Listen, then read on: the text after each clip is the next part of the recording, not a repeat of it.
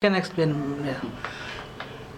The king's name is Uttanpal, feet in the air. It is like Sirshasan. So when you are having feet in the air, your head is on the ground. You cannot see, you cannot hear, you cannot defend yourself or protect yourself from any danger. So others see on your behalf, governments, the chief ministers, or others see.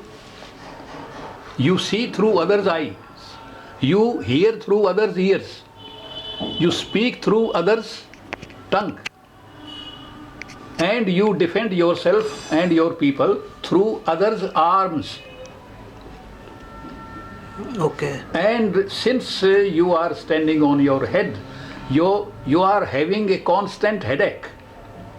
You are almost like a lunatic. Because such But why we depend upon others? Like, what have you? How you explain this in this book? This is the system of administration. But why do you think in this book that this is the It's not a question of thinking.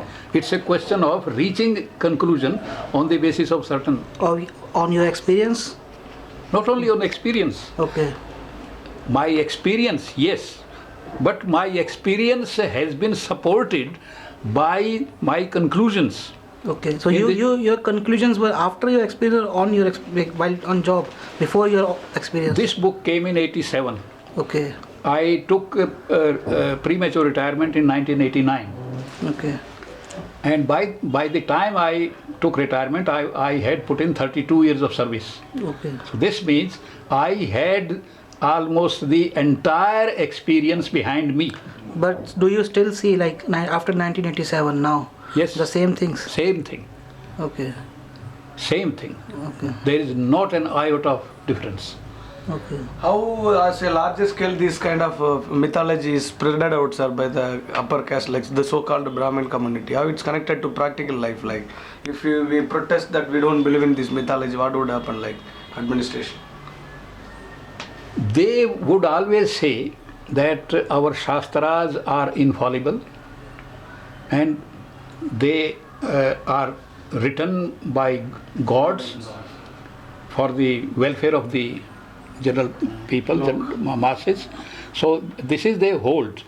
But if you confront them with such like conclusions, they won't agree. So, but that is also their policy. But do you think that this policy will work in the future? Because nowadays people are changing even. More educated? No. Because of It has always worked like this, and it will always go on working like this. Incarnation. Even nowadays, matrimonial is become digitalized. Caste is become digitalized in even online. In fact, That is the way 3 days back I saw the Bandit Queen and Seema Biswas, the actress, Shekhar Kapoor were there, and people were only fascinated about the rape of the women, they were not talking about the caste system. So I thought I asked this from Mr. Shekhar Kapoor that in 1981 they were raping a low caste woman. In 2011 when she empowered herself, they were trying to cover her with the statues. So the society has not changed. Yes. Okay. Society has never changed and it won't change. No, but what are the ways that the Brahmins have you explained in this book that what are the ways through which Brahmins keep their strategy? Yes. No, what are the ways do you think? Their strategies? Okay. Their method is to control the mind of the people through rituals, through yajnas, through astrology, through superstition, through upayas. But there are superstitions and masses in like Islam also and Christianity also. So how do you think that it's only Brahmins and Hindus? Let us not bring at this stage Christianity and Islam. If we go into those religions also, the things won't be different even there. But since I haven't studied in depth those religions. But what about the Buddhism, which Dr. B.R. Ambedkar recommended for Dalits and particularly for India actually? Do you think that Buddhism will solve these problems? No. Buddhism cannot solve this problem. I am sorry about the Buddhists of today.